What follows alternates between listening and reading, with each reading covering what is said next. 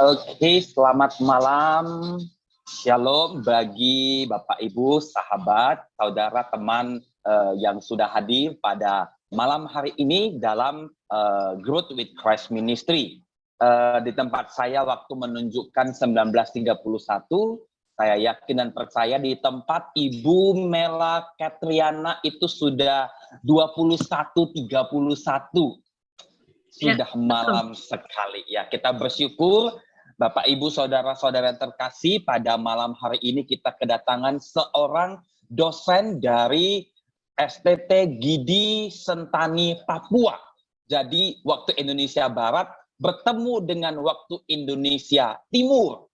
Jadi dari barat ke timur, jadi itulah Indonesia ya, dan tidak menghambat pertemuan dan pembelajaran kita walaupun waktu sangat berbeda sekali.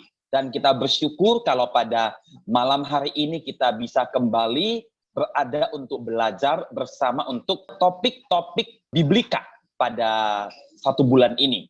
Baik, sebelum kita memulai untuk acara kita pada malam hari ini, saya rindu kita semua boleh bersatu hati. Kita akan meminta pertolongan Tuhan untuk memimpin seluruh jalannya acara kita pada malam hari. Bapa di surga, kami mengucap syukur kalau pada malam hari ini kami diperkenankan untuk boleh mengikuti pembelajaran, kami boleh mengikuti satu sistem pembelajaran melalui jarak jauh yang online ini, dan kami percaya bahwa ini semua ada dalam rencana Tuhan, dan kami boleh belajar begitu banyak hal yang boleh kami terapkan, kami ketahui, bahkan kami pakai dalam kehidupan kami hari lepas hari, baik dalam kehidupan bergereja maupun dalam kehidupan sehari-hari. Tuhan tolong untuk hamba-Mu, Ibu Mela yang jauh dari Papua, yang sudah mempersiapkan hati, mempersiapkan materi untuk boleh sharing kepada kita semua. Tuhan tolong setiap peserta sungguh boleh memiliki hati yang rindu, terbuka, dan boleh belajar, sehingga firman Tuhan, benih-benih itu tidak akan tertabur sia-sia, tapi akan bertumbuh dan berbuah berlipat-lipat ganda. Kami serahkan malam hari ini untuk jaringan, untuk alat-alat yang dipakai, segala sesuatu, Tuhan yang pelihara, Tuhan yang jaga. Terima kasih, dalam nama Tuhan Yesus kami berdoa. Amin. Baik, Bapak, Ibu, saudara-saudara terkasih, dari semenjak kalau kita terus membaca firman Tuhan, kita akan banyak sekali menemukan kata yang namanya Samaria. Ya, kita akan banyak menemukan yang namanya Samaria. Bapak, Ibu, saudara-saudara, saya mencatat sebagai pendahuluannya, saya mencatat Alkitab menuliskan langsung perkataan Samaria itu ada 9 kali di Alkitab, mulai dari 1 Raja-Raja sampai ke Kisah Rasul, kata Samarianya ya. Tetapi juga ada kata kota Samaria itu muncul juga di Alkitab, itu 7 kali. Bahkan yang luar biasa, amanat agung Tuhan Yesus, nah ini yang luar biasa, amanat agung Tuhan Yesus menempatkan kata Samaria di dalam amanat agung. Jadi Samaria itu ada di hati Tuhan Yesus. Dan kita rindu, kita belajar bagaimana Samaria zaman sekarang diletakkan di hati kita. Tapi kita mau belajar ya, kita belajar. Mungkin Bapak Ibu ada yang merasa bosan ketika belajar sejarah ya. Kayaknya kita akan mengulik-ngulik sejarah ya. Baik, nggak apa-apa, tapi Ibu Mela akan menjelaskan dengan sederhana, dengan fun, sehingga kita bisa mengerti. Bapak Ibu, saya akan serahkan kepada Ibu Mela. Kami minta kesediaan Ibu Mela untuk bisa menceritakan, memaparkan. Waktu tempat kami persilakan kepada Ibu Mela Katriana Patina Sarane. Terima kasih. Kami persilakan Ibu. Oke, silakan. Baik, shalom, selamat malam semuanya. Shalom.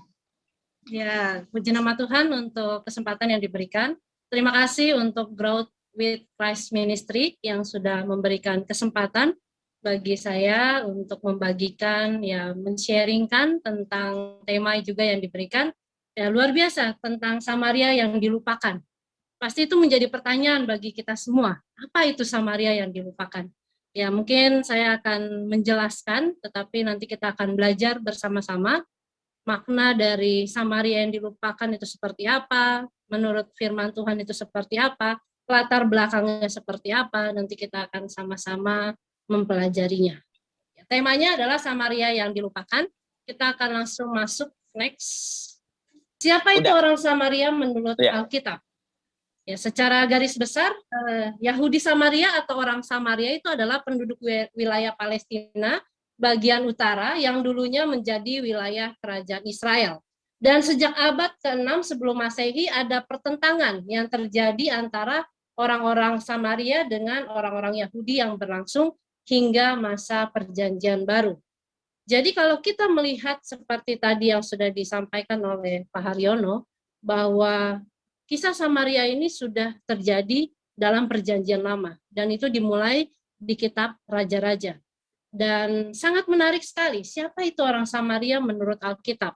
Dan bagaimana latar belakang orang Samaria, itu kita akan masuk kepada slide yang berikutnya. Di situ ada gambar, kalau Bapak Ibu bisa melihat, itu adalah perkumpulan. Sebelum masuk ke slide selanjutnya, ada gambar bagaimana ya perkumpulan antara orang-orang Yahudi Samaria dan juga ya penduduk wilayah Palestina. Itu secara garis besar gambarnya atau lukisannya seperti itu. Kita akan masuk ke slide berikutnya. Pertentangan terjadi, terutama disebabkan alasan kebudayaan atau etnisitas. Yang mana orang-orang Yahudi Haredi atau Yahudi Haredi itu adalah bentuk Yudaisme ortodoks yang paling konservatif pada saat kebudayaan atau menurut kebudayaan Yahudi. Jadi orang-orang Yahudi itu menganggap bahwa orang-orang Samaria itu tidak berdarah Israel murni. Mengapa orang-orang Yahudi mengungkapkan hal seperti itu? Karena mereka melihat bahwa orang-orang Samaria ini merupakan hasil pernikahan campuran orang Yahudi dengan orang non-Yahudi. Dan selain itu dalam hal keagamaan juga ada perbedaan di antara keduanya. Sehingga Yahudi Haredi atau yang tadi saya sudah katakan, Yahudi Haredi itu adalah bentuk Yudaisme ortodoks. Ya, mereka menganggap bahwa ibadah Samaria itu tidak benar. Di sisi lain, Samaria juga melihat bahwa Yahudi Haredi itu adalah orang-orang yang ya sifatnya negatif atau banyak hal yang tidak berkenan di hati Tuhan atau di mata Tuhan. Dan orang-orang Samaria menganggap diri mereka sebagai bangsa Yahudi asli dan mereka memisahkan diri dari kalangan bangsa Israel yang telah dicemarkan oleh Imam Eli pada zaman Samuel. Itu nanti bisa kita lihat di Raja-Raja ya, kita bisa membaca sejarahnya ya bagaimana pada masa Imam Eli pada zaman Samuel ini terjadi pertikaian atau terjadi permasalahan antara orang-orang Samaria dan juga orang-orang Yahudi atau bangsa Yahudi. Kita masuk kepada slide berikutnya. Kita akan melihat letak geografis ya. Di slide juga ada gambar bagaimana posisi atau bagaimana keadaan dari Samaria ya. Jadi daerah tempat tinggal orang Samaria itu terletak di tengah-tengah Yudea, di selatan dan Galilea di utara. Jadi keduanya itu merupakan tempat tinggal bagi mayoritas orang-orang Yahudi. Jadi kalau saya searching di Google atau di internet, itu ditemukan bahwa letak geografis tempat tinggal dari ya orang-orang Yahudi, mayoritas Yahudi itu ya salah satu contohnya atau letaknya seperti ini. Karena itu orang-orang Yahudi yang terletak di Galilea, mereka itu sering merasa terancam oleh perampok-perampok Samaria bila mereka melakukan perjalanan atau hendak menuju ke Yudea atau sebaliknya. Maka dari itu ya alternatif bagi orang Yahudi di Galilea untuk mereka bisa ke Yudea adalah melewati jalan di sebelah timur Sungai Yordan yang lebih panjang. Ya. Jadi itu secara letak geografisnya, jadi ternyata bagi orang-orang Samaria. Kita akan melihat latar belakang nama Samaria. Jadi latar belakang nama Samaria, ternyata Samaria ini diambil dari nama kota. Jadi setelah Raja Salomo, ya kerajaan Israel ini pecah menjadi dua bagian. Yang pertama adalah kerajaan Yehuda, itu letaknya di selatan, dan yang kedua itu kerajaan Israel yang letaknya di utara. Ibu kota dari kerajaan Yehuda sendiri adalah Yerusalem, sedangkan kerajaan Israel ibu kotanya adalah Samaria. Dan kerajaan Yehuda itu rajanya adalah Rehabeam, kalau Israel rajanya Yerobeam bin Nebat, dan masing-masing mereka mempunyai periode atau masa kepemimpinan mereka. Kalau Raja Rehabeam itu periodenya 931 sampai 913 sebelum Masehi. Sedangkan Raja Yerobeam periode pemerintahannya atau masa kepemimpinannya adalah 931 sampai 910 sebelum Masehi. Jadi nama Samaria itu diambil dari nama kota. Kemudian kita melihat lagi bahwa Omri, Raja Israel yang ke-6, itu pada masa kepemimpinannya tahun 885 sampai 874 sebelum Masehi, itu kita bisa melihat di 1 Raja-Raja 16 ya pada ayatnya yang ke-24. Kalau ada yang pegang Alkitab, kita buka sama-sama dari 1 Raja-Raja 16 ayat 24, dikatakan di situ, kemudian ia membeli gunung Samaria daripada Semer dengan 2 talenta perak. Ia mendirikan suatu kota di gunung itu dan menamainya Samaria, menurut nama Semer pemilik gunung itu. Ya, jadi ini jelas sekali bahwa nama Samaria itu adalah ya nama yang sudah tercatat di dalam Perjanjian Lama atau di dalam Kisah Raja-Raja, yang merupakan pada saat itu Omri, Raja Israel. Jadi Omri ini dia membeli gunung Samaria dari orang pemilik gunung itu yang bernama Semer dengan 2 talenta perak. Kemudian dia mendirikan kota itu di gunung dan dia memberikan nama Samaria, ya, sesuai nama Semer. Dan Samaria menjadi ibu kota kerajaan utara atau dengan kata lain adalah Israel. Dan selain Raja Omri ada juga Raja Ahab. Ya, Raja Ahab itu tahun 874 sampai 853 sebelum Masehi, dia memperluas dan memperindah dengan istana Gading. Jadi Raja Ahab pun membangun sebuah istana dan dia memberi nama dengan Istana Gading. Ya, minta maaf kalau penjelasan saya terlalu cepat. Ya, jadi ini sekilas saja tentang sejarah dan latar belakang yang perlu kita ketahui tentang Samaria. Ya, kalau kita beranggapan bahwa Samaria itu apa sih? Samaria itu tidak terlalu terkenal, tidak terlalu dibicarakan. Tetapi ternyata kalau kita melihat sejarahnya ya atau latar belakangnya dari Perjanjian Lama sampai Perjanjian Baru, ternyata Samaria ini merupakan ya bukan saja nama yang penting, tetapi ada sejarahnya. Maksudnya ada cerita khusus dan ada sesuatu yang menarik dari Samaria ini. Makanya ya saya bersyukur bisa mendapatkan tema Samaria yang dilupakan. Tapi nanti pada intinya Samaria itu sebenarnya tidak dilupakan. Ya, saya bisa mengatakan itu karena ya saya sudah menelusuri, mempelajarinya dan sangat diberkati dengan materi ini. Kita masuk kepada penduduk Samaria. Ya, slide berikutnya. Samaria mengalami rusak berat dikarenakan pertempuran dengan Aram. Itu bisa kita lihat di 1 Raja-Raja 20 ayat 1 sampai 2. Dan selain pertempuran dengan Aram, ada juga pemberontakan Yehu. Ya, bisa dilihat di 2 Raja-Raja 10 ayat 1 sampai 36. Kemudian dikepung oleh Raja Asyur, ya, peperangan antara Raja Salmaneser yang kelima, kemudian Sargon yang kedua, dan peperangan ini terjadi selama kurang lebih 3 tahun, pada tahun 725 sampai 722 sebelum Masehi. Bisa dilihat di 2 Raja-Raja 17 ayat 1 sampai ke 6. Dan sekitar 27.000 penduduk Samaria itu berada di bawah, maksudnya dibawa ke tanah pembuangan atau di tempat lain ya untuk mengamankan mereka. Jadi ya lumayan banyak, 27.000 penduduk Samaria. Kemudian Sargon II dia mengisi tanah Samaria dengan orang dari Babel, Kuta, Awa, Hamat, dan Separwaim. Bisa dilihat dalam 2 Raja-Raja 17 ayat 24 dan Ezra 4 ayat 2 dan ayat yang ke-6. Jadi penduduk Samaria itu ya lumayan banyak, 27.000. Ya, 27.000 pada masa itu. Kemudian penduduk Samaria menjadi bangsa campuran dan terjadi sinkretisme agama dan budaya.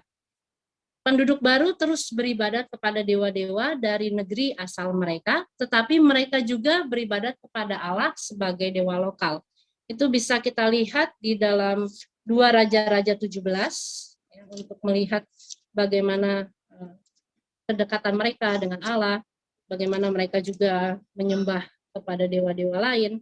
Itu kita melihat di 2 Raja-Raja 17 ayat 26 dan 28. Saya akan membacakannya, 26 sampai 28. Ayat 26, lalu berkatalah orang kepada Raja Asyur, bangsa-bangsa yang tuanku angkut tertawan dan yang tuanku suruh diam di kota-kota Samaria, tidaklah mengenal hukum beribadah kepada Allah negeri itu. Sebab itu dilepaskannyalah singa-singa ke antara mereka, yang sesungguhnya membunuh mereka, oleh karena mereka tidak mengenal hukum beribadah kepada Allah negeri itu. Lalu Raja Asyur memberi perintah, suruhlah pergi ke sana, salah seorang imam yang telah kamu angkut dari sana ke dalam pembuangan, biarlah ia pergi dan diam di sana dan mengajarkan kepada mereka hukum beribadah kepada Allah negeri itu. Ayat ke-28, salah seorang imam yang telah mereka angkut dari Samaria ke dalam pembuangan, pergi dan diam di Betel. Ia mengajarkan kepada mereka bagaimana seharusnya berbakti kepada Tuhan. Ya, jadi jelas bahwa ya terjadi apa ya istilahnya, ada yang beribadat kepada dewa-dewa, tetapi ada juga yang percaya kepada Allah, ya terjadi pada saat itu. Selanjutnya Raja Hizkia mencoba mengubah praktek kultis Samaria. Kita bisa lihat dalam 2 Tawarik 30 ayat 1 sampai 11.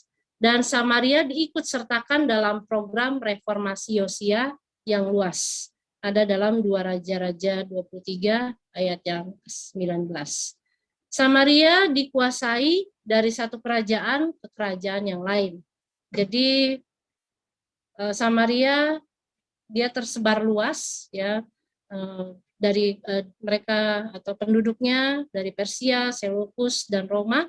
Ya, Samaria dikuasai dari satu kerajaan yang lain, dan akhirnya Sikem menggantikan Samaria sebagai kota utama di daerah Samaria. Namun kota Samaria tetap penting secara strategis. Dan pada tahun 109 sebelum Masehi, kota Samaria dihancurkan dalam pengepungan yang dilakukan Yohanes Hyrcanus, dan di kemudian hari dibangun lagi oleh bangsa Roma.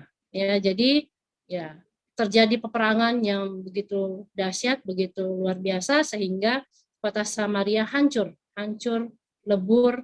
Ya, tapi di kemudian waktu bangsa Roma membangun kembali kota Samaria ini. Herodes Agung meluaskan dan membuatnya lebih indah pada tahun 25 sebelum Masehi, dan memberinya nama baru Sebaste, atau dalam bahasa Latinnya Augustus, dengan arti kaisar pelindung Herodes. Jadi ketika Herodes memimpin, ya kota Samaria ini dipercantik lagi, diperindah lagi, kemudian diperhalus kembali dan diberi nama baru, diberi gelar yang baru. Dengan dalam bahasa Latin itu artinya adalah Augustus, atau kaisar pelindung Herodes. Herodes dia menempatkan beberapa ribu veteran prajurit Roma di kota itu, dan distrik Samaria kemudian disatukan dengan Yudea dan membentuk bagian dari daerah kekuasaan Archelaus. Tetapi setelah pemerintahan Archelaus jatuh, pemerintahan atas Samaria dilakukan oleh bangsa Roma. Ya, jadi bangsa Roma mengambil alih. Ya, ini memang sejarahnya, ya, sejarahnya mengapa saya panjang lebar menyampaikan, karena ini sangat penting bagi setiap kita, apalagi ya ada mahasiswa-mahasiswa juga, mahasiswa-mahasiswi yang ikut, dan sejarah ini sangat berguna, sangat bermanfaat bagi kita ketika kita mempelajari atau meneliti bagian-bagian dari kebenaran firman Tuhan. Akar dari orang-orang Samaria sebenarnya adalah penduduk Israel Utara. yang pada tahun 722 sebelum Masehi ditaklukkan oleh bangsa Asyur. Kebijakan Asyur saat itu adalah membuang sebagian penduduk Israel Utara ke tempat yang lain dan memasukkan penduduk-penduduk bangsa lain ke daerah Israel Utara. Hal itu dilakukan untuk mencegah pemberontakan karena ya banyak suku budaya, jadi bukan hanya orang-orang Samaria saja, tetapi ada Yahudi dan lain sebagainya juga berada di dalam satu daerah atau satu wilayah, sehingga untuk mencegah pemberontakan makanya dibagi-bagi. Orang-orang Samaria kemudian dianggap sebagai hasil asimilasi atau perpaduan antara orang-orang Israel dengan penduduk bangsa lain yang ditaruh di sana. Ya, jadi ada anggapan bahwa ya terjadi percampuran antara orang-orang Israel dan penduduk bangsa lain atau orang-orang Samaria. Pada saat orang-orang Yahudi yang berasal dari kerajaan Yehuda kembali dari pembuangan, mereka itu mulai merumuskan kembali identitas Yahudi dan disertai dengan berbagai aturan keagamaan. Mereka menekankan kemurnian darah Yahudi sehingga memandang negatif orang-orang Samaria. Hubungan keduanya semakin diperburuk ketika pada tahun 128 Masehi, Yohanes Hyrcanus yang menjadi pemimpin orang Yahudi waktu itu, dia menghancurkan bait suci orang Samaria. Jadi orang Samaria pada saat itu mereka membangun bait suci untuk beribadah, ya, dan dibangun itu di Bukit Gerizim dalam rangka juga untuk memperluas daerah Yudea. Karena itu ya hubungan antara orang Yahudi dan orang Samaria penuh ketegangan dan ya pertikaian semakin berlanjut. Nah, selanjutnya ini kita bisa melihat peta Samaria, ya. Nah, peta Samaria ini saya ambil dalam kitab 1 dan 2 Makabe, ya. Ini adalah perjalanan dari orang-orang Samaria secara garis besarnya saja. Kemudian peta perjalanan bangsa Yahudi. Jadi ada perbandingannya. Bagaimana perjalanan bangsa Samaria dan kemudian juga bagaimana perjalanan bangsa Yahudi. Ya, jadi ada dua perbandingan, ada dua peta yang bisa saya sampaikan atau tunjukkan kepada Bapak Ibu Saudara sekalian. Kita masuk kepada agama Samaria. Slide selanjutnya. Ya, agama Samaria adalah agama yang berkaitan dengan Yudaisme dalam segala aspeknya. Agama ini menerima Torah atau Taurat sebagai kitab sucinya, meskipun tidak banyak dari teologi Yahudi yang menerapkan hal ini. Pada masa Perjanjian Baru, Samaria merupakan kelompok agama yang cukup besar. Mereka mendiami bagian tengah pegunungan Samaria antara Galilea dan Yudea. Kalau kita balik ke peta, ya kita bisa melihat letak Galilea dan Yudea itu posisinya di sebelah mana. Kemudian komunitas diaspora itu sebagai tambahan. Bait suci terletak di Bukit Gerizim, ya, bukan di Yerusalem. Tadi saya sudah sampaikan di slide sebelumnya bahwa orang-orang Samaria mereka membangun bait suci di atas Bukit Gerizim, ya, dan bait suci ini dihancurkan oleh Yohanes Hyrcanus dari kelompok Makabe, ya, atau Hasmoni pada abad kedua sebelum Masehi.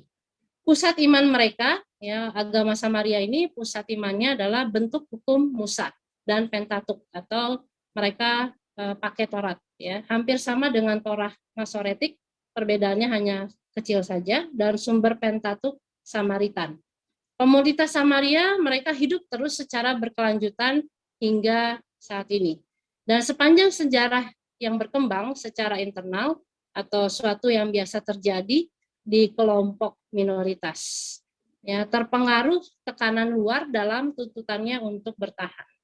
Jadi mereka juga mengalami banyak permasalahan, ya, dan mereka juga mendapatkan tekanan, ya, dan untuk bertahan, tetapi ya mereka sampai saat ini, sampai detik ini masih bisa bertahan, orang-orang Samaria. Pokok-pokok iman orang Samaria, mereka percaya akan satu Allah.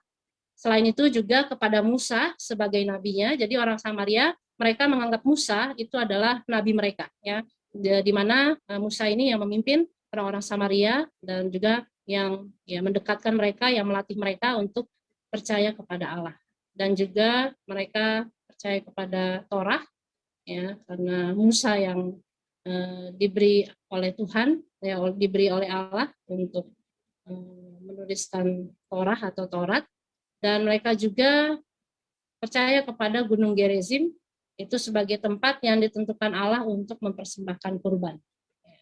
Itu kalau di zaman Perjanjian Lama, ya, kita masih melihat kepercayaan-kepercayaan seperti ini dilakukan oleh beberapa bangsa-bangsa yang ada di dalam Perjanjian Lama. Salah satunya adalah orang-orang Samaria, bahwa mereka juga mempunyai tempat ibadah di atas Gunung Gerizim, dan tempat ibadah itu mereka percayai bahwa Allah yang memberikan atau yang menentukan gunung itu sebagai tempat peribadatan mereka.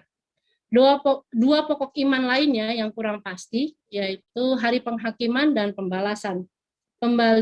Kembalinya Musa sebagai pemulih atau taheb, ya, dalam bahasa Ibraninya itu taheb atau pemulih.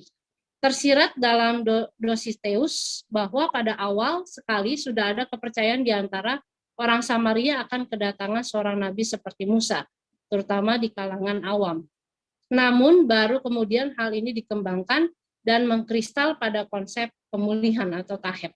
Ya, ini sesuai dengan kitab Makabe. Ya, hal seperti ini itu dalam kitab Makabe. Tapi kita tidak membahas kitab 1 dan 2 Makabe, tapi kita hanya melihat secara garis besarnya saja. Kita melihat sekarang kepada bagaimana pandangan orang Samaria mengenai asal-usul mereka. Mereka percaya bahwa mereka adalah keturunan langsung Israel kuno, atau sebagai yang inti dan yang setia. Nah, tetapi ketidaksetiaan mereka atau ketidaksetiaan Israel, ya, karena mereka ada juga yang masih menyembah kepada berhala. Dan itu mulai pada Eli abad ke-11 sebelum Masehi, ketika pusat kultus nasional dipindahkan dari Gerizim ke Silo, lalu ke Yerusalem. Mereka tidak menganggap diri mereka itu sebagai sisa kerajaan utara, melainkan mereka adalah kelompok yang terpisah. Dan mereka hanya menerima Pentatuk sebagai otoritatif. Dan pertanyaan tentang keaslian harus dipertanyakan justru kepada orang-orang Yudaisme, bukan kepada mereka. Jadi kalau banyak ahli-ahli atau teolog-teolog yang istilahnya yang tidak mempercayakan keaslian mereka, justru orang-orang Samaria ini membalikan bahwa seharusnya sebenarnya yang menjadi pertanyaan itu harusnya kepada orang-orang Yahudi, karena menurut orang-orang Samaria mereka lah yang tidak asli atau ya ada percampuran. Nah, itu adalah pandangan orang Samaria terhadap orang-orang Yahudi. Sekarang kebalikannya, pandangan orang Yahudi terhadap orang-orang Samaria.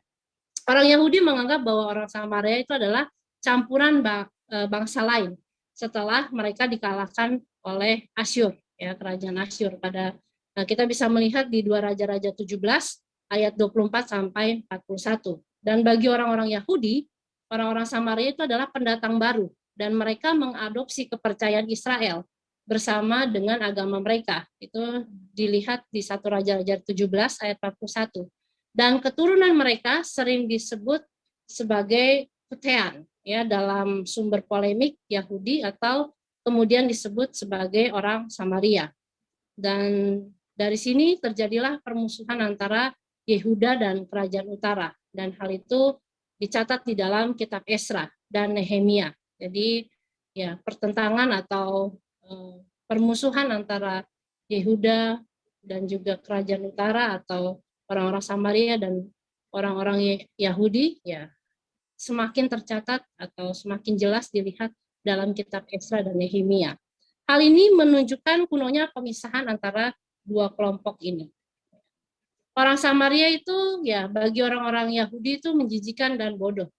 Ya, dalam kitab Sir, ya, itu dikatakan bahwa pada ayat ke-25 dan 26 bahwa dua bangsa yang kubenci dan yang ketiga bukan suatu bangsa, yaitu penduduk pegunungan Seir dan negeri orang Filistin, dan bangsa yang bodoh yang berkediaman di Sikem. Dan bagi orang-orang Yahudi, orang-orang Samaria adalah penyembah berhala yang dibunuh dengan persetujuan ilahi. Dan dalam literatur rabbinik, ya, belakangan ini diketahui juga bahwa orang Samaria itu orang murtad, tidak tahir seluruhnya dan ditentukan untuk masuk ke dalam neraka. Itu pandangan dari orang-orang Yahudi tentang orang-orang Samaria. Nah, setelah itu terjadilah polemik dan konflik. Ya, konflik antara Samaria dan Yahudi muncul setelah masa pembuangan. Dari hari ke hari berkembang menjadi kekerasan. Dan karena permusuhan ini, orang Yahudi yang berziarah dari Galilea akan menyeberang ke sebelah timur Sungai Yordan untuk memutari Samaria. Mereka mengalami kesulitan. Ya, mereka memilih melewati wilayah Samaria. Nah, jadi bagi mereka kalau melewati wilayah Samaria, mereka akan menghadapi resiko yang besar.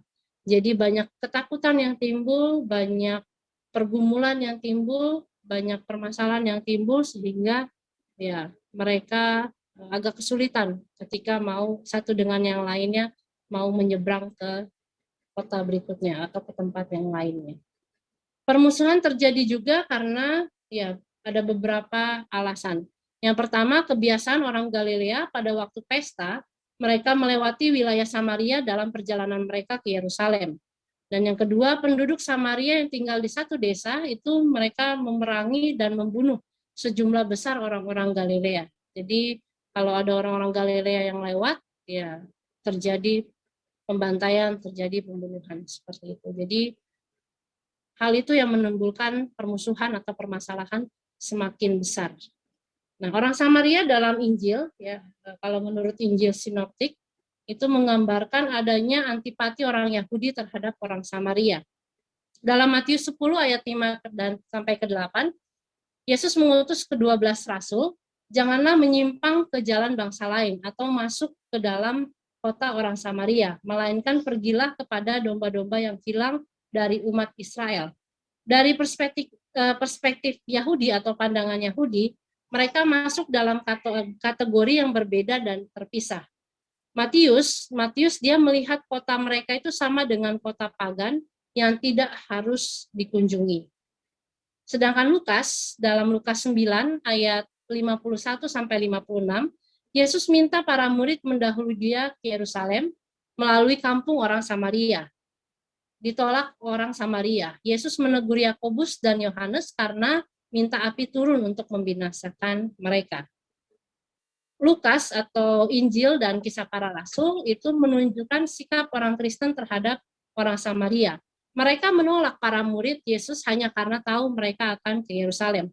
Penolakan Yesus untuk menghukum mereka itu merupakan tanda rekonsiliasi Kristen. Ya, jadi terjadi pergolakan ya dalam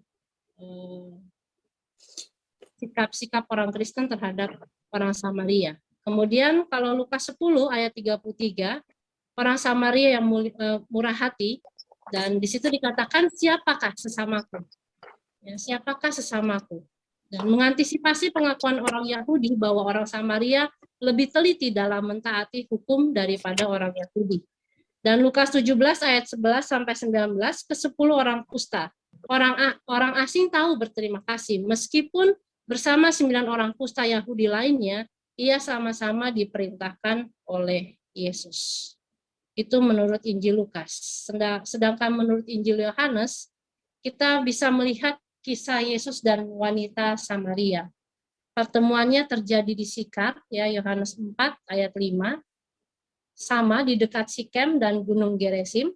Komentar pada Yohanes 4 ayat 9, adapun orang Yahudi tidak bergaul dengan orang Samaria. Kesadaran akan perbedaan antara orang Yahudi dan Samaria, khususnya tentang tempat penyembahan, yaitu Gunung Gerizim dan Yerusalem, menggambarkan bukan pernyataan umum, tapi aturan halakah. Itu pada pertengahan abad pertama. Mungkin ya pandangan dari masyarakat setempat, ya mungkin perempuan itu sedang mengalami datang bulan sehingga bejana yang dia pegang itu dianggap najis ya. Jadi ada pertemuan atau percakapan yang terjadi antara Yesus dan wanita Samaria di Yohanes 4. Kita bisa membacanya bersama-sama, tapi mengingat waktu juga, jadi mungkin kita langsung ke slide berikutnya. Pertanyaan tentang tempat yang benar untuk menyembah Allah. Ya, sesuai dengan Yohanes 4 ayat 20 bahwa nenek moyang kami itu menyembah di atas gunung ini, tetapi kamu katakan bahwa Yerusalemlah tempat orang harus menyembah. Dan hal ini bahwa menggambarkan pusat identitas orang Samaria adalah di Gunung Gerizim. Jadi bagi orang Samaria, Gunung Gerizim itu adalah tempat yang benar untuk menyembah Allah. Jawabannya kepada Yesus di Yohanes 4 ayat 25, aku tahu bahwa Mesias yang disebut juga Kristus akan datang. Apabila ia datang, ia akan memberitakan segala sesuatu kepada kami. Agak problematis memang. Mungkin asing bagi orang Samaria bicara tentang Mesias ya, tetapi ya memang hal ini sudah terjadi ataupun memang sudah ada di dalam ya, kebenaran firman Tuhan, baik itu di dalam perjanjian lama maupun perjanjian baru. Dan orang Samaria ya memang harus mengakui atau ya pastinya tentang Mesias itu akan terus dibicarakan, akan terus tidak akan apa ya, istilahnya tidak tersiar kabar tentang Mesias, tetapi kabar tentang Mesias ini memang dari perjanjian lama bahkan digenapi ketika di perjanjian baru. Nah, ini mungkin parafrase Yohanes untuk pembaca yang lebih berorientasi pada Yahudi. Yohanes 8 ayat 48, para pemuka Yahudi menjawab Yesus, bukankah benar kalau kami katakan bahwa engkau orang Samaria dan kerasukan setan? Ya, menanggapi kata-kata Yesus, Yesus sudah ada sebelum Abraham. Ya, jadi ada berbagai macam polemik atau konflik yang terjadi ya antara para pemuka Yahudi ya ketika mereka menjawab pertanyaan dari Tuhan Yesus sendiri. Nah, Samaria itu mengacu ke penduduk Samaria atau pengikut ajaran yang berpusat di Gunung Gerizim, yang pada kenyataannya atau pada akhirnya bertobat masuk kepada ya, kekristenan. Banyak pengikut ajaran Samaria juga yang dibawa kekristenan oleh Tuhan Yesus sendiri. Sedangkan kalau kita melihat Samaria dalam Kisah Para Rasul, di Kisah 1 ayat 8, akan tetapi kamu akan menerima kuasa bila mana Roh Kudus turun ke atas kamu, dan kamu akan menjadi saksi-saksiku di Yerusalem dan di seluruh Yudea dan Samaria dan sampai ke ujung bumi. Dan ini Samaria menjadi jembatan Yahudi ke non-Yahudi. Dan penindasan membuat orang Kristen tersebar keluar Yerusalem, bahkan sampai ke Samaria. Kita bisa melihat Kisah 8 ayat 1 sampai 25. Dan di situ juga kita bisa melihat pertobatan mereka kepada kekristenan, dan ini adalah merupakan buah khotbah dari Filipus. Jadi ketika Filipus menyampaikan khotbahnya kepada ya, banyak orang yang bertobat dan menerima Yesus sebagai Tuhan dan Juru Selamat. Sedangkan di Kisah 8 ayat 9, Simon yang adalah tukang sihir, Simon Magus yang mungkin seorang gnostik yang menurut Bapak Gereja, Simon dan Stefanus mereka mempresentasikan pertentangan Kristen gnostik dan Kristen historis. Mungkin gnostisme yang sering diserang oleh Paulus adalah salah satu bentuk Samaritanisme. Sedangkan di Kisah 9 ayat 31, lalu jemaat di seluruh Yudea, Galilea, dan Samaria berada dalam keadaan damai. Jemaat itu dibangun dan hidup dalam takut akan Tuhan, dan jumlahnya bertambah besar oleh pertolongan Roh Kudus. Orang Samaria merupakan pendengar dan partisipan atau partisipasi dalam kekristenan. Dan Galilea menjadi asal dan fokus dari kekristenan, sedangkan Samaria merupakan tetangga secara geografis. Dan kemungkinan besar orang Samaria telah terlibat dalam kekristenan sejak awal sekali. Bahkan sejak perjanjian lama itu dimulai di 1 Raja-Raja, itu kita bisa melihat bahwa bagaimana ya latar belakang dan kehidupan dari orang-orang Samaria atau bangsa Samaria sendiri. Dan status ekonomi mereka yang rendah membuat mereka lebih terbuka pada pesan Kristiani. Dan keteladanan yang bisa kita lihat dari Yesus, ya, bahwa Tuhan Yesus itu merupakan orang yang paling mulia yang pernah tinggal di bumi ini. Bagi orang percaya, Tuhan Yesus adalah pusat iman. Tuhan Yesus juga memiliki sifat-sifat yang perlu diteladani, diantaranya ya penyabar, suka berdoa, rela berkorban, mengasihi, mengampuni. Dia tidak melihat atau memandang perbedaan, entah dia itu kaya, dia miskin, dia raja, atau dia pejabat, atau seperti apapun. Tetapi di mata Tuhan Yesus, manusia itu semuanya sama. Karena kita adalah ciptaan Allah, serupa dan segambar dengan Allah. Dan perintah Tuhan Yesus sangatlah jelas, yaitu untuk setiap kita mengasihi sesama manusia seperti diri kita sendiri. Dan hal ini merupakan pengajaran dan sikap tertinggi tentang toleransi karena setiap orang adalah sesama manusia yang wajib dikasihi, dihormati, ditolong, diperhatikan tanpa dibebani oleh pertimbangan ras, suku, agama ataupun keyakinan yang berbeda-beda. Jadi dengan adanya antara Yahudi dan Samaria itu sebenarnya menjadi bukti nyata bahwa Tuhan Yesus tidak memandang suku, tidak memandang perbedaan, tidak memandang ras ataupun golongan, tetapi bagi Tuhan Yesus ya antara Yahudi, non-Yahudi, Samaria ataupun bangsa-bangsa lainnya itu semua adalah ciptaan daripada Tuhan sendiri. Hal yang dapat kita pelajari atau ya dalam kehidupan dunia saat ini ya memang banyak pandangan-pandangan orang atau pandangan-pandangan dunia ya memandang bahwa ya manusia hidup di dunia ini ya apa ya istilahnya banyak yang mengejar harta, tahta, kedudukan, tetapi ya luar biasanya bahwa kita belajar dari guru agung kita bahwa dia tidak memandang itu semua. Yang dia pandang, yang dia cari adalah ketulusan hati dari setiap kita. Yang mau dengan sungguh-sungguh datang melayani dia. Dan ya, saya percaya bahwa kita semua, ya anak-anak Tuhan, orang-orang yang Tuhan kasihi, yang Tuhan cintai, bahwa kehadiran Yesus itu menjadi kekuatan bagi setiap kita. Kehadiran Yesus adalah menjadi dasar atau fondasi bagaimana iman kita bisa terbangun, iman kita itu bisa kuat. Kita bisa melihat bagaimana orang yang hidupnya di luar Tuhan Yesus, bagaimana orang yang mengandalkan kekuatan dan kemampuannya sendiri. Perbedaannya sangat jelas terlihat. Dan kalau bagi saya sendiri secara pribadi, selama saya bernafas, selama saya hidup, selama saya diberikan kemampuan, kekuatan itu semuanya berasal daripada Tuhan. Bukan karena kekuatan saya sendiri, bukan karena kehebatan atau kegagalan sendiri. Tidak ada. Tetapi ya semuanya adalah berkat karunia daripada Tuhan. Banyak tantangan pergumulan yang kita lewati, baik sebagai bangsa Indonesia, sebagai berbagai macam suku, budaya, adat, istiadat.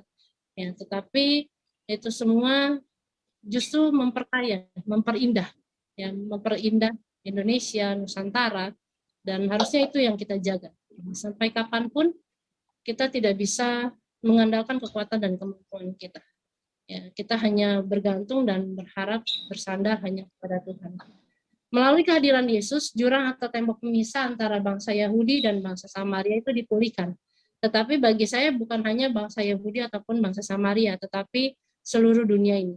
Ya, dengan kehadiran Tuhan Yesus, dengan kelahirannya, dengan kematiannya, kebangkitannya, bahkan kenaikannya ke surga, ya, itu menjadi bukti bahwa Yesus itu hidup, bahwa Yesus itu luar biasa, Yesus itu dahsyat, dan kita bisa mengambil contoh bahwa kisah perjumpaan perempuan Samaria dengan Yesus di dalam Yohanes 4 ayat 1 sampai 42, ya itu menjadi apa ya istilahnya salah satu kekuatan bahwa ya memang Tuhan tidak pernah memandang manusia itu ya siapa kamu atau kedudukanmu seperti apa, hartamu seberapa besar.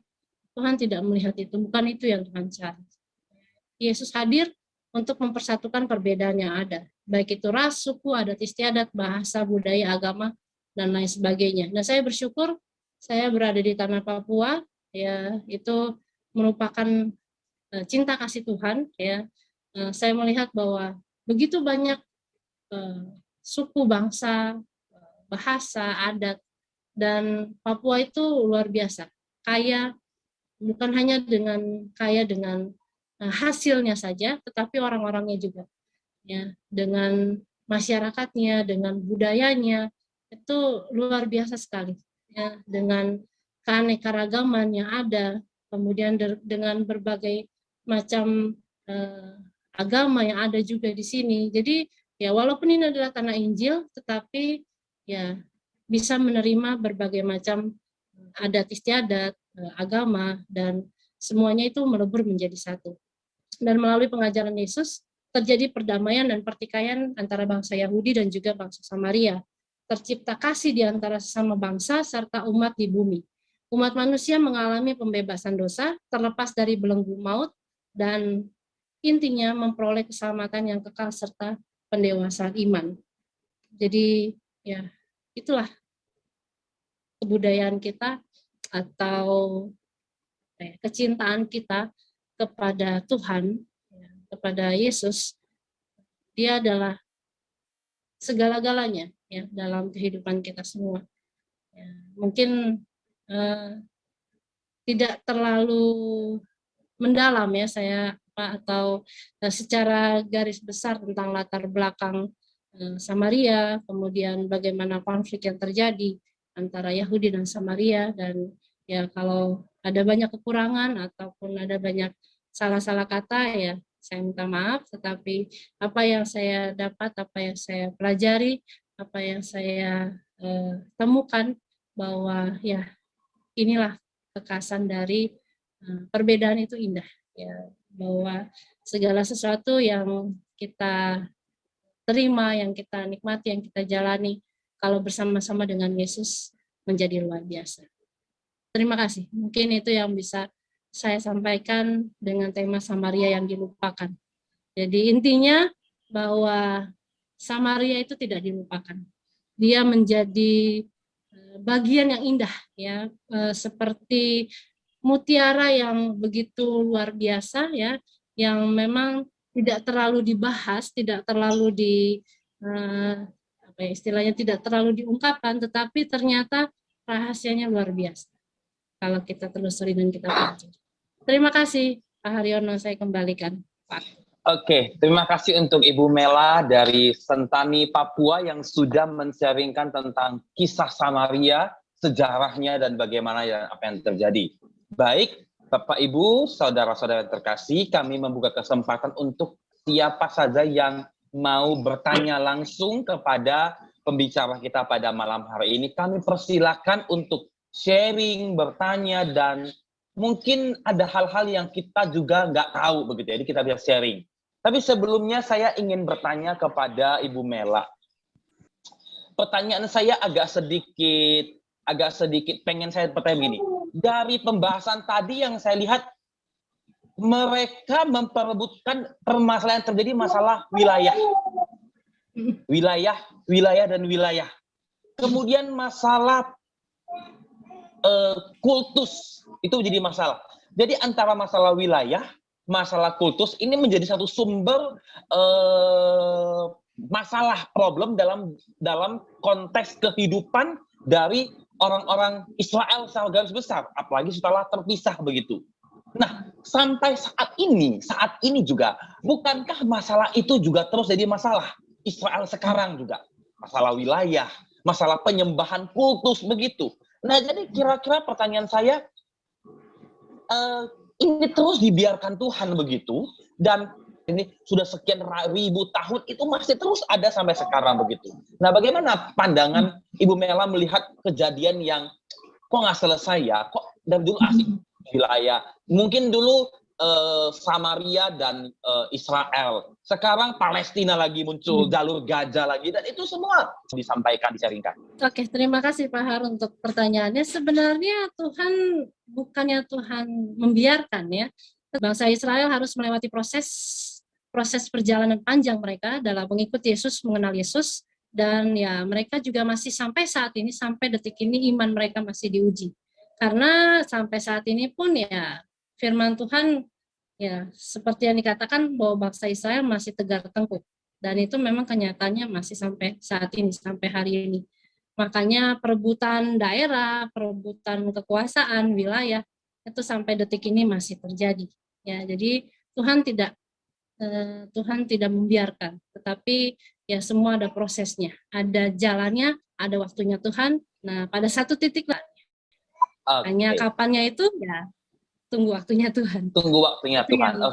Iya. Oke, thank you. Saya sampaikan. Oke, thank you. Selanjutnya sudah ada yang raise hand. Kami akan satu Sepertinya persatu banyak ya. sekali. Banyak sekali Kita yang mau bertanya. kita satu persatu ya supaya nggak nanti pertanyaan banyak jadi bingung ya. Kita one by one, teman-teman yang sudah raise hand, tolong satu persatu aja. Maksudnya yang ini dulu jangan lebih oke begitu. Nanti bingung, lupa pula soalnya. Oke, saya minta kesediaan Bapak Cesium untuk boleh bertanya langsung kepada Ibu Selamat Mela. malam Silakan Ibu Pak. Mela. Ya, malam kok. Selamat malam contoh hari ya. Pertama-tama dari segi historisnya, tentu kita ingat Israel. Nah, ada 10 suku yang tinggal di atas dan tinggal Yehuda dan Benyamin yang tinggal di selatan ya. Nah, yang 10 suku inilah terakhirnya menjadi disebut dengan Samaria. Dan 2 suku Yehuda dan Benyamin ini yang terakhir disebut dengan Yahudi. Ya. Yahudi. Nah, kalau keduanya digabung namanya Israel gitu ya. Nah, pertanyaan saya cuma satu, Bu. Di end time moment ini, di akhir-akhir zaman ini, atau katakanlah kondisi Israel modern yang ada sekarang, apakah ke 10 suku yang hilang itu sudah kembali atau tetap dianggap hilang gitu? Nah, Wow. ya itu aja Bu. Terima kasih Bu. Oke, thank you. Terima kasih, Wah, Bro. silakan Ibu Mela. Wow, 10 suku. Anak yang terhilang. Bagaimana ya? Kalau bagi saya sih, ya semua mungkin masih dalam tahap proses menemukan pencarian mereka tentang siapa itu Allah sebenarnya. Ya, jadi sebenarnya sih tidak bisa dianggap sebagai suku yang terhilang juga, karena ya kedua belah suku ini adalah ya suku yang memang benar-benar berharga di mata Tuhan, dan itu menjadi kedua belah suku yang bersejarah, bukan saja dalam perjanjian lama tapi sampai detik ini dalam perjanjian baru, bahkan dalam kehidupan kita saat ini. Jadi ya mungkin mereka masih dalam proses pencarian akan pengenalan mereka lebih mendalam lagi tentang Allah itu siapa. Karena kan setelah zaman pembuangan selesai, di zamannya Yesus kan orang Samaria itu tadi seperti Ibu bilang, mereka kawin campur kan gitu kan, dengan suku-suku pendatang. Nah, saya memang tidak tahu pembelajarannya sampai di mana, apakah Israel zaman sekarang ini melalui teknologi yang canggih, penelitian genetika setelah DNA atau bagaimana, apakah itu mereka sudah mengumpulkan kembali kedua belah suku itu? Karena setahu saya memang yang asli masih ada di Israel saat ini, di tanah Kanaan saat ini, itu adalah suku Yehuda masih asli, suku Benyamin masih asli gitu. Cuma yang 10 suku itu memang saya nggak tahu apakah ada informasi gitu bahwasanya mereka itu 10 itu sudah didapatkan kembali gitu, Bu. Masalahnya saya belum menjelajah sampai ke Israel atau ke Yerusalem, makanya ya itu masih menjadi istilahnya pencarian. Saya belum menelusuri sampai ke sana. Belah suku itu adalah ya pemberian atau karunia dari Allah yang sampai saat ini ya masih Tuhan jaga dan pelihara. Oke, terima kasih, Bu. Oke, thank you. Selanjutnya kami akan berikan kesempatan kepada Ibu Deborah yang akan bertanya. Silakan. Malam, Ibu. Selamat malam, Ibu. Ya, saya cuma mau bertanya, saat ini nama kota Samaria itu apa? Nama kota Samaria, seperti tadi sudah saya sampaikan bahwa ya namanya itu Samaria karena dia oleh Raja Omri, ya Raja Israel yang ke-6, itu raja itu dia membeli gunung dan melalui itu diberikan nama kota itu kota Samaria. Gitu. Dari hasil yang saya temukan seperti itu.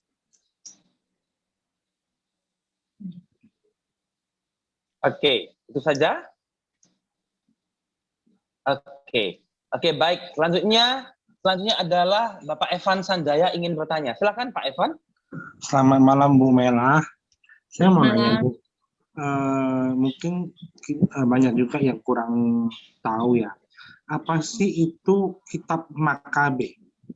Soalnya tadi Ibu sempat mengambil seperti yang peta tuh dari kitab 1-2 Makabe gitu. Kitab Makabe itu apa sih? Terima Oke. kasih. Oke. Baik. Kitab Oke, Makabe itu adalah salah satu atau bukan salah satu. Jadi kitab ini ada dua bagian. Jadi kitab 1 dan 2 Makabe dia di luar dari kanonika. Ya, dari ke-66 kitab yang kita pelajari selama ini atau yang kita pegang, orang-orang Kristen pegang. Jadi itu tambahan. Ya. Selain 1 dan 2 Makabe, ada kitab-kitab lainnya lagi. Itu yang saya ketahui. Oke. Ada 1-2 Tambahan Bu, Makabe. tambahan Bu.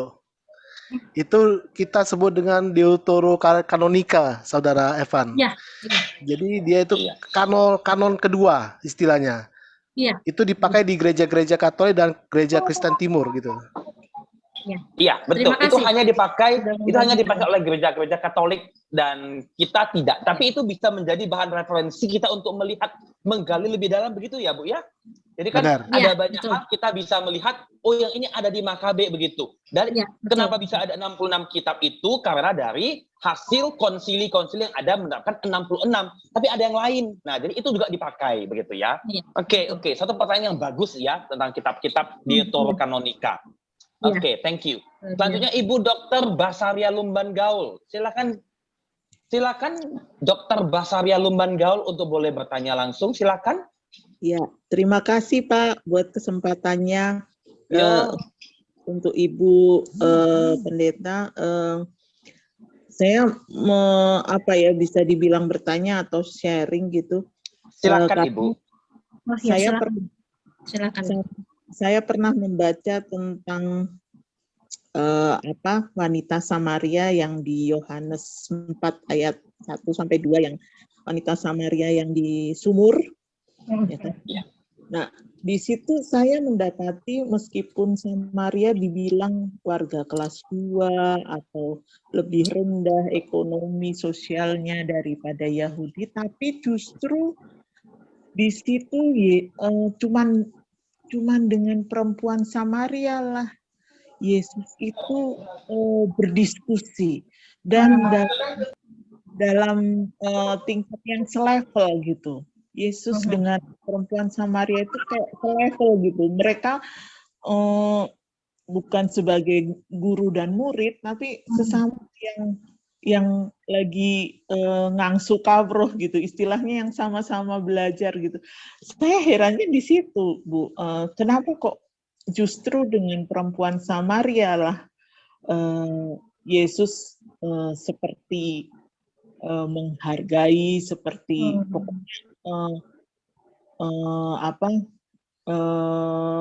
seperti orang yang berdiskusi kan. Kalau sama Maria, sama Marta, Maria Magdalena kan kayak guru dengan murid. Tapi kalau ini kayak sama orang yang berdiskusi gitu. Saya herannya di situ. Kenapa justru sama perempuan Samaria? Kenapa nggak sama perempuan Yahudi? Dan perempuan Samaria yang di kisah itu pun justru perempuan yang riwayat hidupnya atau track record-nya dianggap sebagai perempuan yang berganti-ganti pasangan gitu. Aku herannya di situ. Kenapa bisa begitu, Bu? Ya, terima kasih. Kalau bagi saya ya kisah ini ya salah satu kisah yang luar biasa yang terjadi antara Tuhan Yesus dan berbagai macam ya ternyata di Alkitab ya bukan hanya pria saja yang istilahnya yang menemani Tuhan dalam pelayanannya, tetapi wanita juga banyak dan salah satunya adalah perempuan Samaria ini. Dan sebenarnya Tuhan kalau menurut saya atau bagi saya dia ingin merobohkan tembok tembok yang selama ini dibangun untuk mengatakan bahwa ya bangsa lain lebih unggul daripada ya bangsa yang lainnya begitu. Jadi Tuhan ingin menghancurkan dan merobohkan dinding perbedaan itu. Jadi makanya mengapa dia dengan begitu luar biasa, dengan begitu kerendahan hatinya, dia mau berdiskusi, berbincang dengan wanita Samaria ini, padahal ya orang di sekelilingnya saja mereka menghindar, bahkan malas tahu, tidak mau tahu, dan ya menganggap bahwa ya perempuan Samaria itu adalah hina begitu. Tapi tidak dengan Yesus. Makanya itulah luar biasanya Yesus. Seperti Tapi itu. maksud saya kan Bu, yang ternyata memang perempuan Samaria itu memang apa ya, memang bukan pepesan kosong gitu ya, mereka dia memang ada isinya lah. Iya memang. Memang sanggup berdiskusi dengan Yesus. Kalau kita misalnya kan Bu, aduh, boro-boro ketemu Yesus ya, ketemu sama muridnya yang KW 150 aja, kita kan. Iya. Iya. Ya itulah luar biasanya Yesus kita. Iya, Tambahan berarti. Bu, tambahan. Iya. Perempuan itu setelah mengenal Yesus, dia tidak berhenti pada diri sendiri kan? Iya, betul. Justru dia jadi penginjil ketika dia memasuki kota itu. Iya, dan dia menyebarkan hasil diskusinya kepada orang, membawa banyak orang untuk datang kepada Yesus, untuk percaya kepada Yesus. Betul. Memang dia tokoh yang luar biasa. Dan ternyata ya kalau kita melihat dari sejarah dan latar belakangnya, perempuan Samaria ini adalah perempuan penginjil pertama. Ya, kalau kita melihat dari sejarah dan latar belakangnya. Jadi sebenarnya mau dibilang bahwa Samaria bukan bangsa yang bangsa kaleng-kalengan di mata Tuhan. Justru bangsa yang berharga. Sebelum perintah amanat agung diberitakan, ternyata pelaksanaannya sudah dilakukan oleh orang Samaria, oleh wanita Samaria lagi. Betul. Jadi ini hal yang luar biasa ya. Dan ketika tadi Ibu Basaria mengatakan diajak berdiskusi, saya rasa ini menunjukkan, Yesus mau menunjukkan kepada orang-orang Yahudi, kepada pembaca saat ini, bahwa jangan punya pikiran orang Samaria itu orang yang diabaikan. Diajak berdiskusi pun bisa gitu loh. Diajak ngobrol pun bisa. Jangan hanya soal yang biasa-biasa. Bahkan tentang air kehidupan pun didiskusikan. Di mana kita melihat bahwa nggak sembarangan orang bisa berdiskusi dengan satu tema teologi air kehidupan. Itu besar sekali bagiannya. Dan itu hasilnya kita lihat penginjil wanita pertama dari Samaria adalah perempuan itu. Wow, luar biasa. Satu tambahan Saudara Haryono. Ya. Kalau orang Samaria itu bagi orang Yahudi itu bukan cuma orang kelas 2. Itu manusia najis itu. Iya, najis, bodoh, tidak diandang.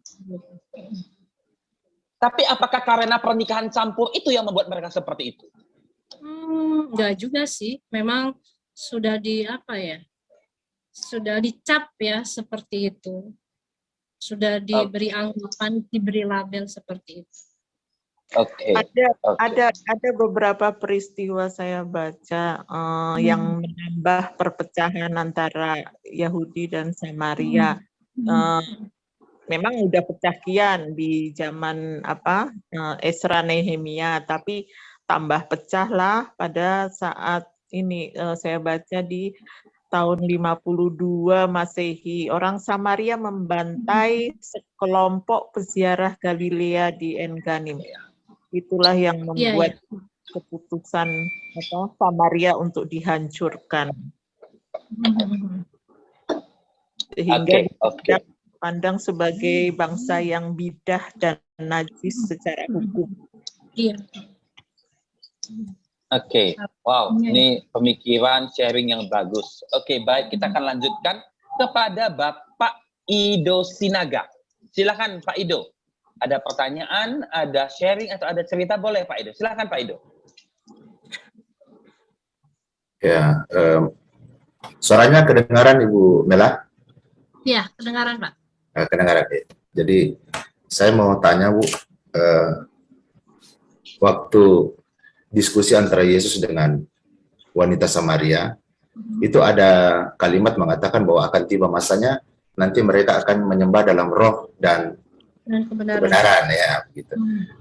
Artinya mengapa kalimat itu yang diambil Yesus gitu.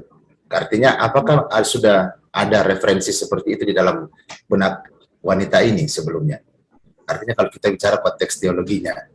Karena itu yang menjadi pertanyaan saya, Bu. Apakah Yesus pada waktu itu sudah tahu kalau saya bicara roh dan kebenaran sesuatu disepakati bersama? Kan begitu. Ya, karena kalau melihat sejarahnya kan memang sebenarnya Israel Utara dan Israel Selatan itu kan sama-sama punya nabi, ada Amos, di sebelah sana juga ada siapa, kan begitu.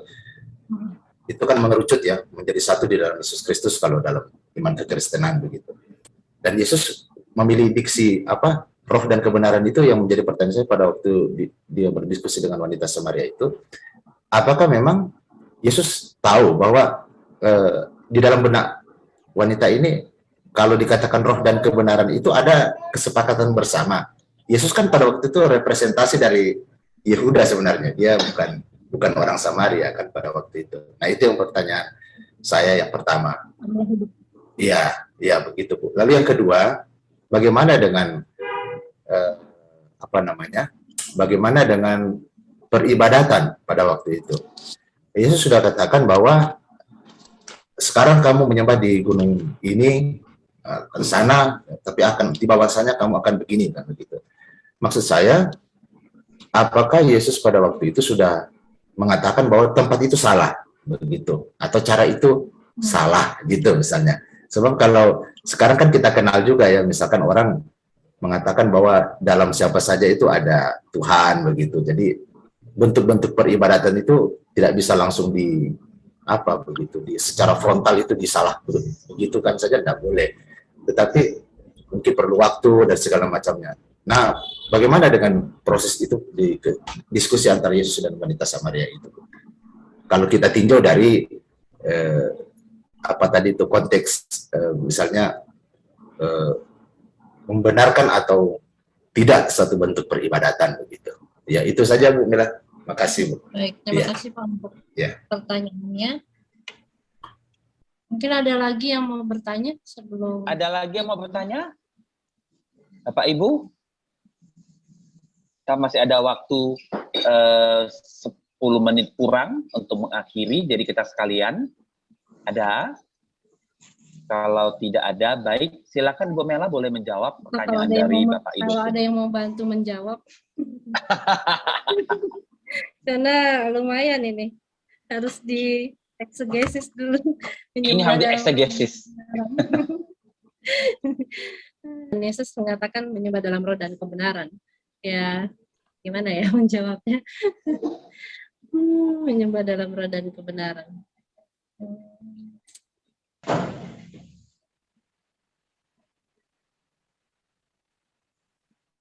Mungkin, apakah bisa dikatakan begini? Ini kemungkinan dari pemahaman kita ketika kita belajar tentang sejarah Perjanjian Lama. Memang benar bahwa Israel itu secara besar adalah diajari Musa dalam pimpinan Tuhan, tapi dalam prosesnya ternyata ada yang menyeleweng. Ada yang menyeleweng, ada yang seperti mulai dari kasusnya Imam Eli sampai selanjutnya, ada yang penyembahan mereka itu adalah penyembahan yang tanda kutip bukan kepada roh Tuhan lagi. Jadi ketika kata-kata itu muncul, menyembah dalam roh dan kebenaran itu, kembali mengingatkan bagi saya, pribadi ya, kalau kita refleksikan kembali mengingatkan bahwa ini loh yang sebenarnya. Yang dilakukan oleh orang-orang Samaria dan termasuk orang-orang Israel yang menyeleweng juga, ini loh seharusnya begitu. Menjadi peringatan bagi saya. Atas segala tindakan yang telah terjadi, mulai dari Imam Eli, bahkan selanjutnya terus sampai di mana Tuhan Yesus memberikan warning bagi mereka. Mungkin itu satu, sebenarnya ini bukan eksegesis ya. Pertanyaan Pak Ido ini harus melakukan, jawabannya harus melakukan eksegesis yang mendalam sebenarnya. Karena konsep roh dan kebenaran dan penyembahan itu adalah satu konsep yang dalam pemahaman Alkitab. Sangat dalam sekali Pak. Ya, tapi mungkin itu hanya mungkin pemahaman sekilas mungkin begitu. Bagi saya begitu. Ibu Mela ada tambahan nggak? Boleh. Ya, silakan Ibu. Boleh ikut nambahi, Pak? Iya, boleh Ibu. Kita sharing bersama jadi. Iya, jadi menurut Yesus penyembahan yang benar kepada Allah itu bukan disebabkan karena tempatnya. Mau tempatnya di Gunung Garisin, tempat orang Samaria beribadah, atau di Yerusalem tempat Yahudi beribadah. Jadi para penyembah yang benar tidak diikat oleh tempat tertentu, melainkan oleh sikap batin, yaitu tergantung pada roh kebenaran. Jadi menurut Yesus, penyembah-penyembah yang benar akan menyembah Allah dalam roh dan kebenaran. Dan roh di sini adalah kehadiran ilahi. Maka masalahnya bukan pada kemurnian ibadat atau yang harus dilakukan di sini, misalnya di Yerusalem, tapi murni pada hubungan dengan Allah dan relasi orang beriman dalam melaksanakan ibadahnya. Begitu mungkin, Bu. Tambahannya, Bu. Iya, silakan. Kalau kita menilik kembali ke perjanjian lama, khususnya di zaman Daud, semua orang Israel ngerti kalau namanya kebenaran itu adalah firman Tuhan. Ya. Semua orang Israel tahu pada saat itu. Karena Daud menuliskan mazmur yang begitu indah, bahwasanya firman Allah itu adalah kebenaran. Lalu kebenaran seperti apa? Maka kita harus melihat kembali bahwasanya Allah juga pernah memarahi memarahi orang Israel. Dia bilang apa? Korban bakaranmu itu bikin aku jijik gitu. Ada satu ayat mengatakan seperti itu kan? Bukan soal kamu beribadah, bukan persembahanmu, tapi bagaimana kamu menghidupi firman itu. Kamu tidak melakukan tindakan kejahatan, kamu tidak menindas para janda, tidak menindas anak yatim, orang miskin, kan hal-hal seperti itu yang artinya Taurat yang dilaksanakan, Taurat yang dihidupkan dalam hidup gitu loh. Saya pikir itu kalau cerita tentang titik kebenarannya ya. Tapi kalau menyembah dalam roh, nah di sana saya masih belum dapat di perjanjian lamanya kapan sih ada cerita roh di dalam konteks liturgi penyembahan orang Israel di perjanjian lama itu saya belum dapat. Saya sangat setuju dengan masukan dari Ibu Basaria bahwa ketika penjelasan Ibu Basaria tadi akan melengkapi. Jadi kan Taurat itu mengatakan kamu harus menyembah, ada peraturan Taurat bagaimana dalam penyembahan ya Ibu Basaria. Semua dituliskan dalam hukum Musa, lengkap. Tapi ketika Yesus datang, Yesus mengatakan aku tidak menghilangkan, tapi aku menggenapinya. Dalam roh dan kebenaran adalah di dalam Kristus. Ya, jadi sangat mengalir sekali konsep penyembahan itu ketika kita berbicara tentang Kristus. Jadi perjanjian lama memberikan konsep tipos daripada kehadiran Yesus, daripada perkataan itu, dan Yesus adalah antitipos daripada konsep yang pertama tadi. Kalau kita belajar teologi itu ada tipos dan antitipos. Jadi itu sesuatu yang kayaknya pas gitu loh. Kayaknya ini satu aliran, satu benang merah. Ini penyembahan harus begini-begini. Yesus datang mengatakan, aku nggak menghilangkan ini loh, tapi aku mengatakan aku akan menggenapinya. Nah itu satu bagian yang bagus. Thank you. Saya rasa Ibu Basaria ini luar biasa dalam mencerna bagian firman Tuhan. Thank you Ibu Basaria, luar biasa. Dan dari Pak Susyung juga saya katakan bahwa ini juga satu hal yang luar biasa bahwa kebenaran, bakaran, semua itu jijik, yes. Jadi saya katakan bahwa kita itu zaman PL. Zaman sekarang, ibadah penyembahan itu kalau main-main itu jijik di mata Tuhan. Sama, nggak ada bedanya. Yang Tuhan mau adalah hati. Saya rasa itu luar biasa. Baik, Bapak Ibu, kita ada 5 menit saja. Baik, ada 2 penanya, Bapak Umbu dan Bapak HWB Sumakul. Ya, Bapak-bapak yang akan bertanya, kami berikan waktu, kesempatan, dipersilakan. Pak Umbu, silakan Pak. Terima kasih Pak Haryono, selamat malam. Silakan. Oke, Ibu Mela, terima kasih untuk pemaparannya yang bagus. Kemudian Bapak Ibu saudara-saudara yang tadi bertanya juga terima kasih. Saya tidak bertanya, saya hanya menyampaikan beberapa hal saja. Sebagai tambahan juga bisa. Yang pertama, penjelasan Ibu Mela tentang Samaria itu sangat baik. Ada satu hal juga yang mungkin perlu mendapatkan perhatian dari kita, yaitu istilah Samaria itu juga bisa berarti karena dari nama Samerim ya, Samerim itu artinya penjaga Taurat, ya penjaga atau pemelihara Taurat. Jadi itu menunjukkan bahwa bangsa itu. Nah, itu yang pertama. Kemudian yang kedua, tadi ada pertanyaan tentang kira-kira apa yang menjadi penyebab sampai bangsa Yahudi seolah membenci atau menaruh kebencian yang sangat besar kepada sebenarnya saudara mereka itu ya, sebenarnya kakak mereka sebenarnya. Iya. Ya, jadi saya ada 4 hal. Ada 4 hal. Yang pertama, setelah orang Yahudi atau ya setelah kembali dari Babel itu, kalau bangsa Yahudi itu setelah kembali dari Babel mereka membangun bait Allah. Nah, sedangkan orang Samaria berusaha keras untuk menghentikan pekerjaan itu. Itu satu. Itu di Nehemia 6 ayat 1 sampai berapa begitu. Kemudian yang kedua, orang Samaria membangun bait Allah di Gunung Gerizim dan mereka bersikeras, itu Musa yang bilang begitu. Itu hal yang kedua yang tidak disukai oleh orang Yahudi. Hal yang ketiga, Samaria itu juga menjadi tempat pembuangan dari orang-orang yang salah, orang-orang bersalah, orang-orang berdosa dari Yudea, orang-orang hukuman itu lari atau dibuang ke Samaria. Lalu yang keempat,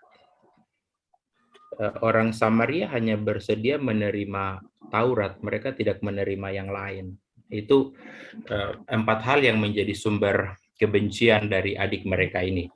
Itu yang kedua. Lalu yang ketiga, Bapak Ibu, dari pemaparan Ibu Mela ini kita sebenarnya dapat satu kesimpulan utama, yaitu orang Samaria itu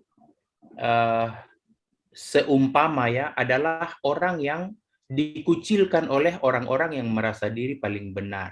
Karena orang Yahudi kan merasa mereka paling benar. Jadi mereka mengucilkan, merasa bahwa orang Samaria itu berdosa.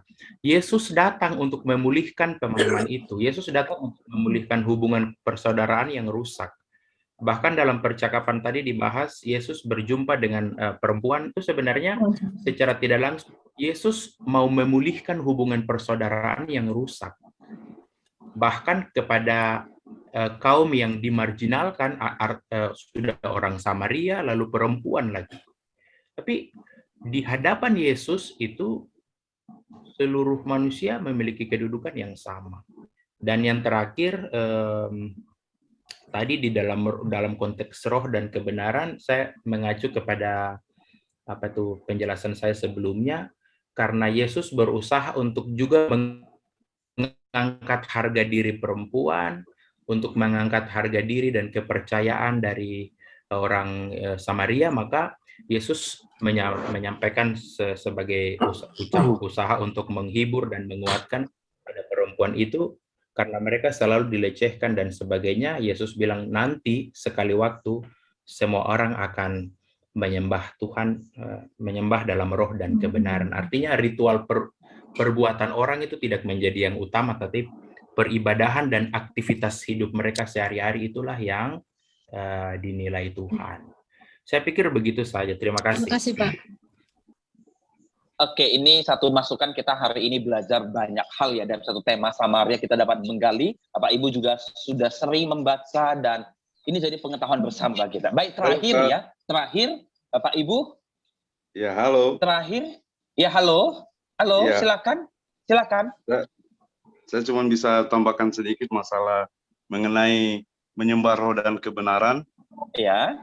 Kalau menurut saya di sini Yesus mengatakan seperti itu kepada perempuan Samaria, karena di sini konteks berbicara di sini pada saat itu Roh Kudus belum ada, Roh Kudus belum diberikan. Nah, masalah kebenaran itu Yesus sendiri, dan dia sampaikan kepada perempuan Samaria ini karena mereka pada saat itu mereka menyembah gunung, menyembah pohon dan lain-lain. Dan mereka belum tahu mereka menyembah roh dan kebenaran itu kepada siapa. Nah, kalau kita melihat konteks di sini, ini Yesus mengatakan akan segera mereka akan menyembah roh. Roh itu sendiri yaitu Roh Kudus yang diberikan kepada para murid-murid Yesus. Dan kebenaran itu Yesus sendiri. Setelah kematian, kebangkitan, dan Yesus terangkat ke surga dan kembali memberikan Roh Kudus, seperti itu. Kalau dari saya seperti itu. Terima kasih.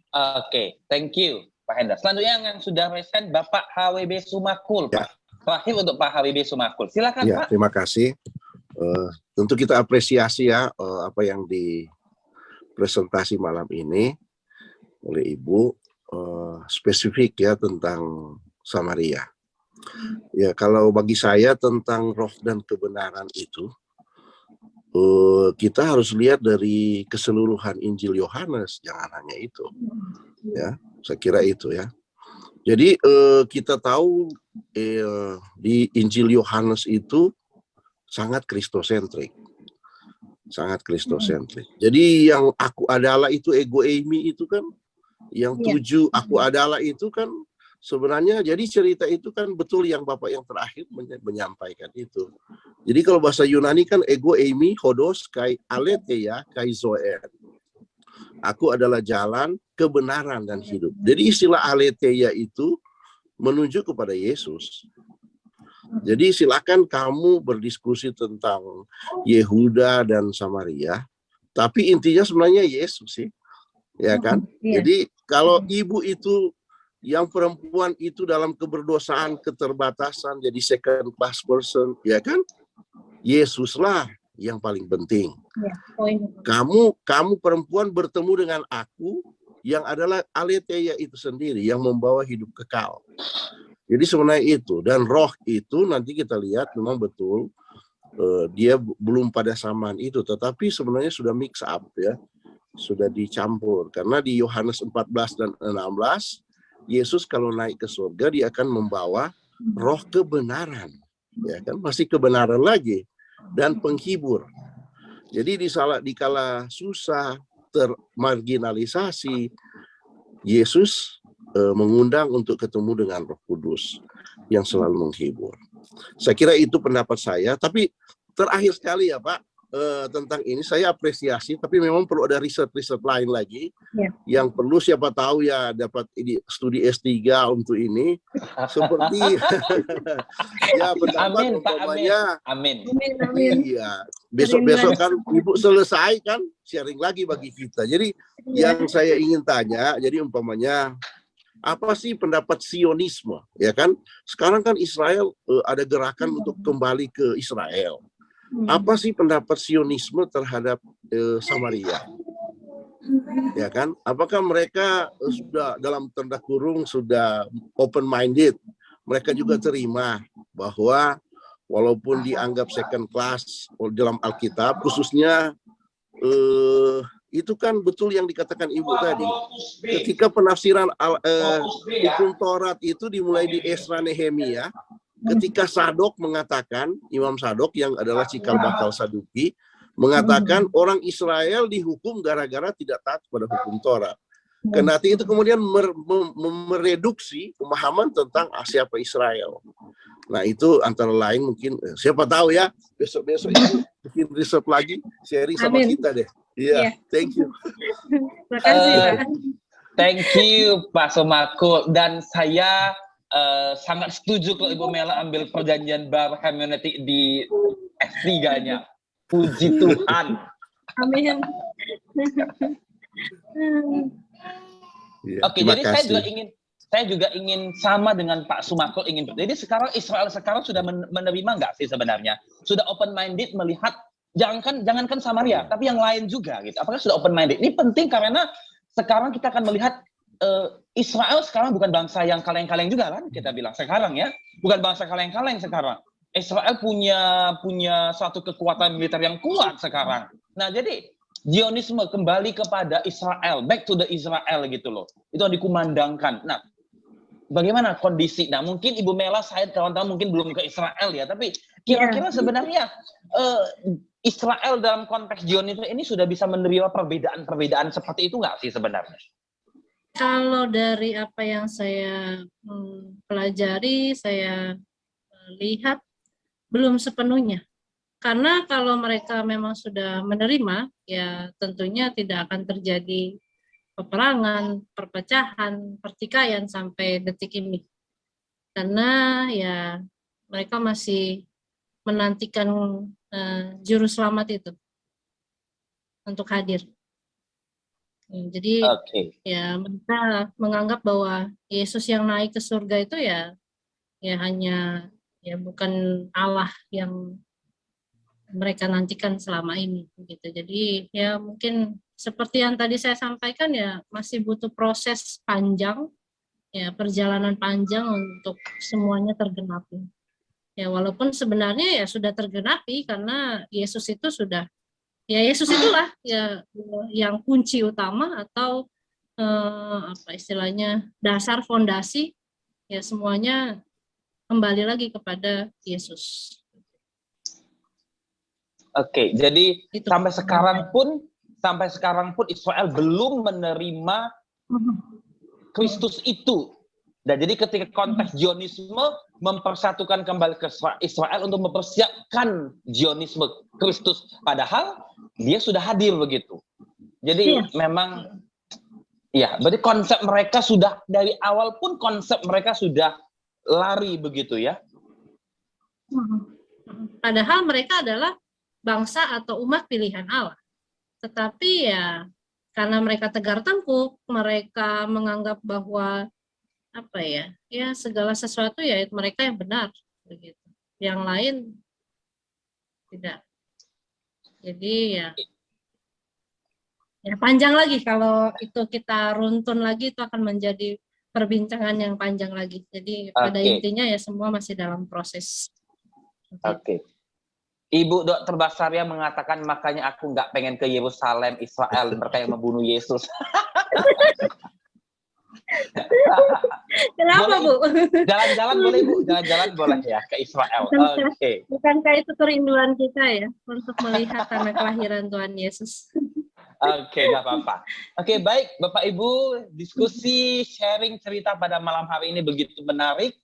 Jangan lupa minggu depan Ibu Mela akan kembali membahas tentang murid-murid ditinggalkan Tuhan. Ya, murid-murid ditinggalkan Tuhan dan Yesus naik ke surga. Bagaimana ceritanya begitu ya? Kita akan bahas bersama Ibu Mela dan nantikan minggu depan di waktu jam yang sama dengan Ibu Basaria pengen ke Eropa lah Bu ya. Oke, baik. Thank you buat teman-teman yang sudah hadir. Terima kasih. Bagi Ibu silakan closing statement terakhir bagi kita semua. Silakan Ibu. Baik. Closing statement yang bisa saya sampaikan. Perbedaan atau keanekaragaman bukanlah jurang pemisah antara Yesus dan umat manusia. Perbedaan dan keanekaragaman itu semua adalah atau justru menjadi bukti nyata kasih Yesus terhadap manusia. Jadi titik tolak kekuatan kita adalah kembali kepada Yesus. Terima kasih. Luar biasa, kembali kepada Yesus. Terima kasih untuk Ibu Mela, terima kasih untuk teman-teman, rekan-rekan yang setia dengan Growth with Christ Ministry yang turut berpikir dan terus mengelaborasi pemikiran-pemikiran sehingga ini menjadi perbincangan publik bagi kita semua. Sebagai penutup, saya minta kesediaan untuk Ibu Mela boleh menutup dalam doa untuk kita semua. Kami persilakan kepada Ibu Mela. Baik, mari kita satu dalam doa. Bapa Surgawi, Bapa yang kami kenal dan kami sembah di dalam nama Yesus Kristus, Tuhan dan Juru Selamat kami hidup. Begitu luar biasa dan dahsyatnya Engkau Tuhan, karena melalui kehadiran Engkau di dalam kehidupan kami dalam dunia ini, Engkau menyatakan kasih-Mu yang begitu luas, yang begitu dalam, dan Engkau bahkan rela mati di atas kayu salib untuk menebus kami semua umat-Mu, dan tembok untuk kami semakin dekat lagi dengan Engkau, kasih-Mu menjadi bukti nyata bahwa kami tidak melakukan segala sesuatu untuk diri kami sendiri, tapi kami kembalikan seluruh hormat dan kemuliaan ke dalam tangan Tuhan. Terima kasih untuk sharing yang begitu luar biasa, yang boleh kami sama-sama, Bapak dan Ibu, boleh saling sharing, saling mendukung, satu dengan yang lainnya. Biarlah pertemuan-pertemuan kami yang akan datang, semuanya bisa saling memberkati, saling menopang, dan kami juga saling belajar bersama-sama. Itu bukan untuk kemegahan diri kami, tapi kami kembalikan untuk hormat dan kemuliaan nama Tuhan. Terima kasih banyak Bapak di surga. Kami mengakhiri dan menutup rangkaian sharing kami pada malam hari ini. Di dalam nama Tuhan Yesus yang hidup, kami sudah berucap syukur. Haleluya. Amin.